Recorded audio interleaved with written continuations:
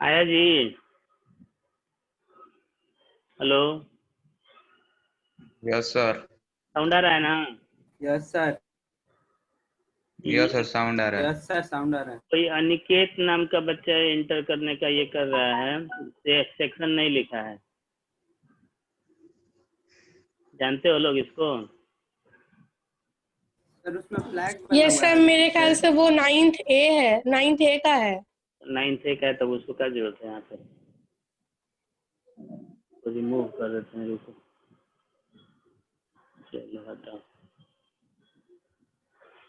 तो हम लोग मोलिक्यूल के बारे में बात कर रहे थे कि एक मोलिक्यूल हमारा O2 हो गया, जो कि O और O दो एटम के आपस में मिलने से बना।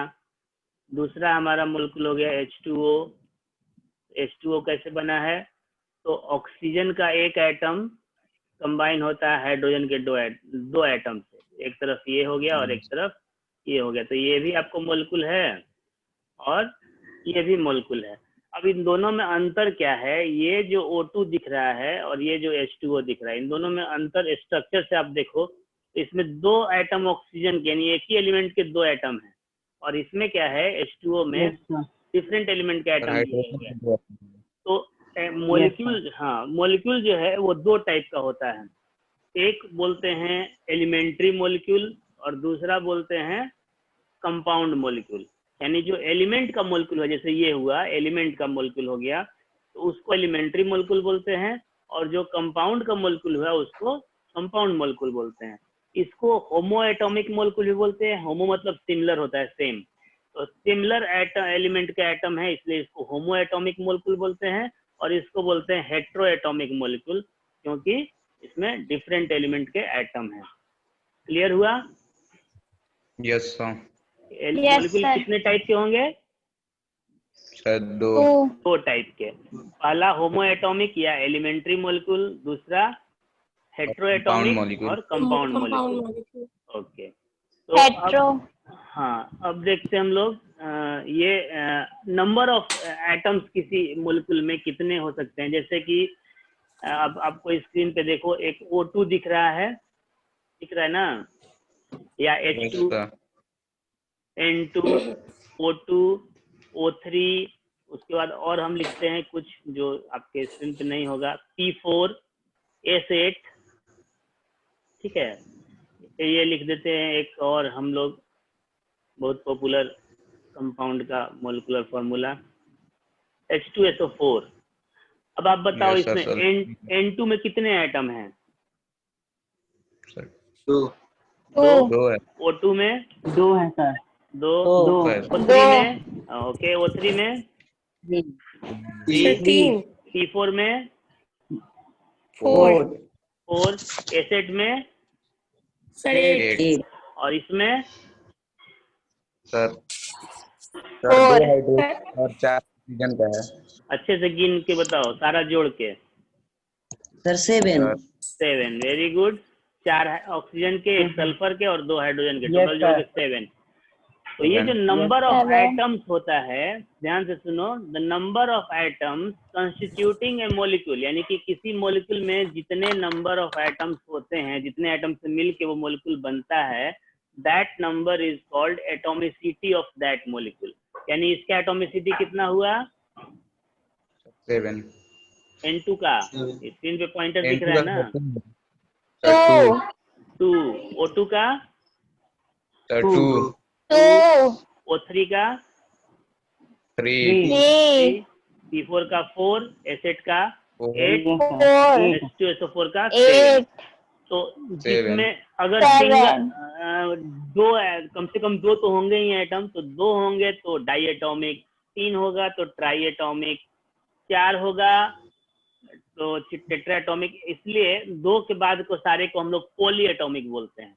पॉली मतलब मेनी, तो 2 से अधिक जितने होंगे पॉली एटॉमिक। लेकिन एटोमिसिटी अगर पूछेगा तो उसमें एक्सक्लूसिवली जितने नंबर होंगे उसको काउंट करके लिखना पड़ेगा। जैसे आपको अभी हम बताते हैं एक एग्जांपल, बहुत सारे एग्जाम में आता है। ये है हमारा PO4 और ऊपर में 4 दिया रहता है। अब पूछेगा कि इसकी एटोमिसिटी बताइए। कितना? 5 5। Very good. तो 5 इसकी एटॉमिसिटी 5 होगी। वो ऊपर के चार्ज से डिस्टर्ब नहीं होना है, कंफ्यूज नहीं होना है। सिंपली चार्ज को भूल जाओ और 4 एटम ऑक्सीजन का, 1 एटम फास्फोरस का। अगर कोई नंबर नहीं लिखा यानी कि 1 है। 4 + 1 = Yes, sir. 5। तो आपको 5 5 एटम्स हैं, यानी जिसकी एटॉमिसिटी 5 है। Atomicity clear? Yes sir. Yes, sir. और Yes, sir. Type of molecule भी clear? Yes, yes sir. Sir. अब यही वही यहाँ पे दिया मोनो एटॉमिक। जैसे ये एटम का पूछता है कि मोनो एटॉमिक है, डाई एटॉमिक है, ट्राई एटॉमिक है, टेट्रा एटॉमिक है, पॉली एटॉमिक है। तो इस तरह से हम लोग देख के बता सकते हैं, उसका फॉर्मूला देख करके।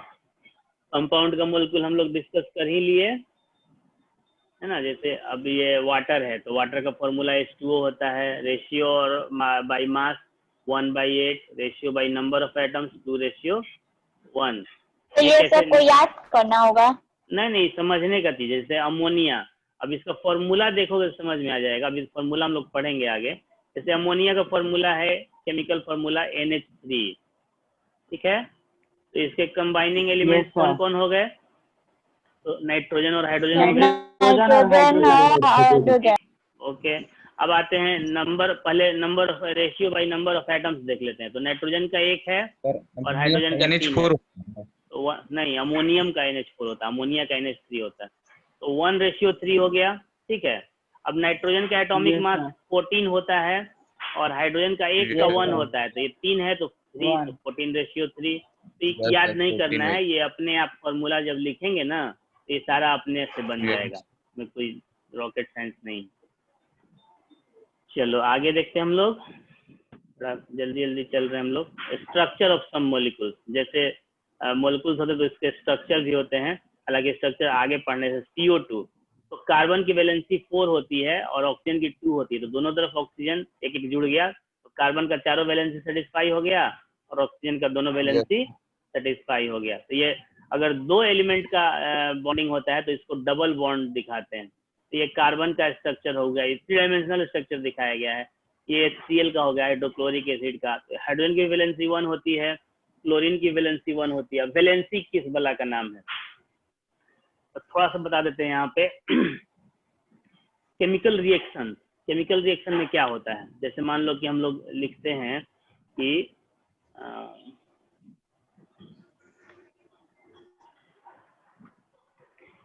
ये हम लोग रिएक्शन लिखते हैं कि 2H2, लिखा नहीं रहा है, 2H2 + O2 क्या बनता है जी? 2H2O। एक्चुअली में ये जो हाइड्रोजन हमारा इस तरह से है, हाइड्रोजन सिंगल बॉन्ड हाइड्रोजन, है ना। अब ये हाइड्रोजन आपस में जुड़े हुए हैं। कैसे जुड़े हुए हैं? तो यही केमिकल रिएक्शन, यानी मॉलिक्यूल कैसे बना। तो हाइड्रोजन का 1 एटम आया, आ गया,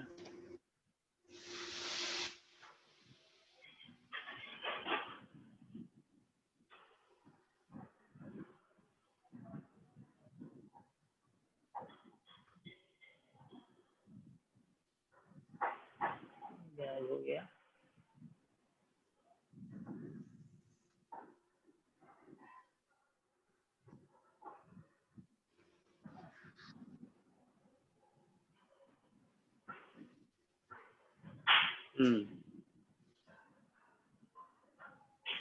तो हाइड्रोजन का एटम जो है, जैसे हाइड्रोजन का हम लोग एटॉमिक नंबर हाइड्रोजन कितना होता है? एटॉमिक नंबर हालांकि पढ़ना अभी सेकंड लेसन में है, मतलब इसके बाद वाले लेसन में। कोई बता सकता है हाइड्रोजन का? 1 एटॉमिक नंबर होता क्या है जी? ये पढ़ना नहीं अभी। तो हाइड्रोजन का एटॉमिक नंबर 1 है, यानी कि उसका एक ही सेल है और उसमें एक ही इलेक्ट्रॉन है। तो इस हाइड्रोजन के पास 1 इलेक्ट्रॉन है और दूसरा हाइड्रोजन के पास भी 1 इलेक्ट्रॉन है। अब हर एलिमेंट की टेंडेंसी होती है कि वो अपने नियरेस्ट इनर्ट गैस समझ में आता है?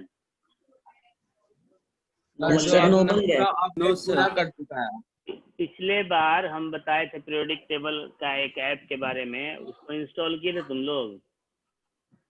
Yes sir. तो पीरियोडिक टेबल जब देखोगे तो उसमें राइट साइड में मतलब सबसे राइट मोस्ट साइड में सर हम खरीद करके रखे हैं सर। ओके, वो देखना आज, अगर नहीं देखे होगे पहले तो उसमें 18 नंबर ग्रुप जो है सबसे राइट मोस्ट साइड में, तो उसमें आपको 5-6 एलिमेंट्स मिलेंगे। सबसे पहला एटम है उसमें हीलियम, फिर नियोन, फिर आर्गन, फिर रेडन, जेनन, क्रिप्टन, इस तरह से आपको 6-7 मेंबर उसमें मिलेंगे। तो उसमें हर जो जितने एलिमेंट्स हैं उनको इनर्ट गैस या नोबल गैस बोलते हैं। उनका खासियत ये है कि वो किसी के साथ रिएक्शन नहीं करते हैं। ये कौन कर रहा है एनोटेशन जी स्क्रीन पे?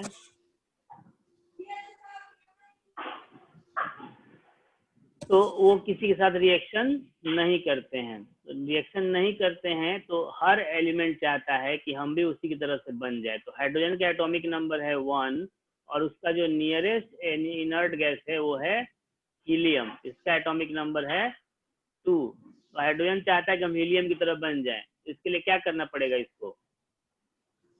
सर एक इलेक्ट्रॉन लेना होगा उसको। एक इलेक्ट्रॉन लेना या शेयर करना होगा। तो वही काम हाइड्रोजन करता है। हाइड्रोजन जो है, इस हाइड्रोजन के पास भी एक इलेक्ट्रॉन है और इस हाइड्रोजन के पास भी एक इलेक्ट्रॉन है। तो ये दोनों अपना अपना एक एक इलेक्ट्रॉन शेयर कर लेते हैं, यानी शेयर पे दोनों का बराबर का हक हुआ। तो इस हाइड्रोजन के पास भी 2 इलेक्ट्रॉन हो गया और इस हाइड्रोजन के पास भी 2 इलेक्ट्रॉन हो गया और ये बन गया H2। तो ये कहलाता है केमिकल बॉन्डिंग। क्योंकि यहाँ शेयरिंग ऑफ इलेक्ट्रॉन से हो रहा है तो इसको बोलते हैं कोवैलेंट बॉन्ड। अब वही क्या होता है कि अगर सोडियम जो है इसका एटॉमिक नंबर है 11 और क्लोरीन जो है इसका एटॉमिक नंबर है 17। इसका नियरेस्ट इनर्ट गैस है नियोन। सोडियम का नियरेस्ट इनर्ट गैस है नियोन जिसका एटॉमिक नंबर है 10 और क्लोरीन का जो नियरेस्ट इनर्ट गैस है वो है आर्गन, AR, उसका एटॉमिक नंबर है 18। तो क्लोरीन एक इलेक्ट्रॉन लेगा तो 18 जैसा हो जाएगा और सोडियम एक इलेक्ट्रॉन देगा तो नियोन के जैसा हो जाएगा। तो सोडियम अपना नियोन जैसा हो जाएगा। हाँ, सोडियम अपना एक इलेक्ट्रॉन क्या करता है, वो क्लोरीन को दे देता है, क्लोरीन को दे देता है। हाँ, तो क्लोरीन पे जो इलेक्ट्रॉन लेगा उस पे निगेटिव चार्ज और जो देगा उस पे पॉजिटिव चार्ज। ये दोनों अपोजिट चार्ज हैं तो आपस में जुड़ जाते हैं, तो जुड़ जाते हैं तो बॉन्ड बन जाता है। उसको बोलते हैं इलेक्ट्रोवैलेंट बॉन्ड और आयनिक बॉन्ड। तो जितने भी बॉन्डिंग होती है केमिकल बॉन्डिंग, वो इलेक्ट्रॉन के या तो कंप्लीट ट्रांसफर से होती है या फिर शेयरिंग से होती है। तो यही चीज आपको जानना है कि मोलिक्यूल जो बन रहे हैं उसमें कोवेलेंट बॉन्ड होता है। ये कोवेलेंट बॉन्ड हो गया, जैसे यहाँ पे लिखा है कोवेलेंट बॉन्ड, तो ये कोवेलेंट बॉन्ड हुआ शेयरिंग से, और ये कहलाता है आयनिक बॉन्ड या इलेक्ट्रोवैलेंट बॉन्ड। ठीक है? Yes sir. ओके, ये एक बीच में कहीं तो आ रहा है। चलो अब नेक्स्ट देखते हैं हम लोग। ये सब कुछ मोलिकुलर स्ट्रक्चर है। नाइट्रोजन का N2 हो गया। अब आते हैं आयंस। तो जैसे अभी हम आयंस बताए, एटम में जैसे इसके बाद वाले लेसन में पढ़ोगे कि एटम में नंबर ऑफ प्रोटॉन्स और नंबर ऑफ इलेक्ट्रॉन्स इक्वल होते हैं। तो प्रोटॉन्स पॉजिटिवली चार्ज होते हैं और इलेक्ट्रॉन्स निगेटिवली चार्ज होते हैं। तो जैसे मान लो कि हम लोग बात करते हैं सोडियम की, अभी हम लोग सोडियम की बात किए तो सोडियम की फिर से बात कर लेते हैं। तो सोडियम के पास एटॉमिक नंबर, सोडियम का एटॉमिक नंबर कितना है? 11, यानी कि इसके पास 11 प्रोटॉन्स और 11 इलेक्ट्रॉन्स भी होंगे। Yes sir. अब एक इलेक्ट्रॉन का +1 चार्ज, तो 11 इलेक्ट्रॉन का कितना चार्ज हो जाएगा? +11, है ना? +11 चार्ज। और एक इलेक्ट्रॉन का -1 चार्ज, तो 11 इलेक्ट्रॉन का -11, टोटल चार्ज कितना हो जाएगा? टोटल चार्ज कितना हो जाएगा? 0।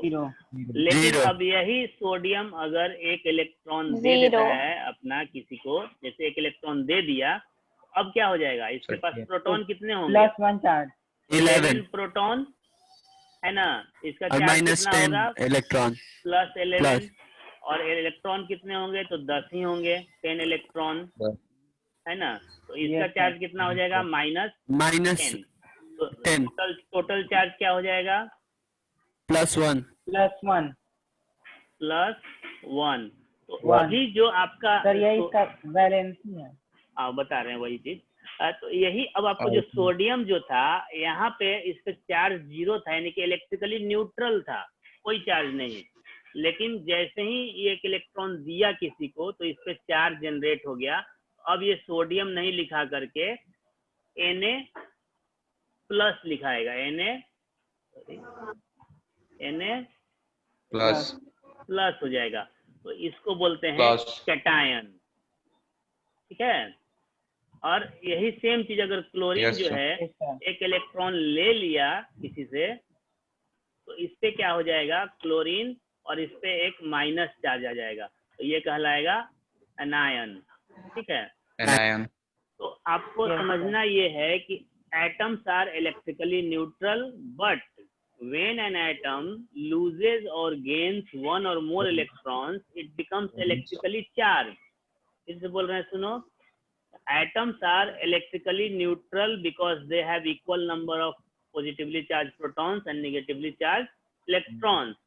But Electron. when an atom loses or gains one or more electrons या some electrons भी बोल सकते हैं, तो they become electrically charged. जैसे आपको एग्जांपल में दिखा रहे हैं कि सोडियम एक इलेक्ट्रॉन लूज करके प्लस चार्ज आ जा रहा है और क्लोरीन एक इलेक्ट्रॉन गेन करके निगेटिवली चार्ज आ रहा है।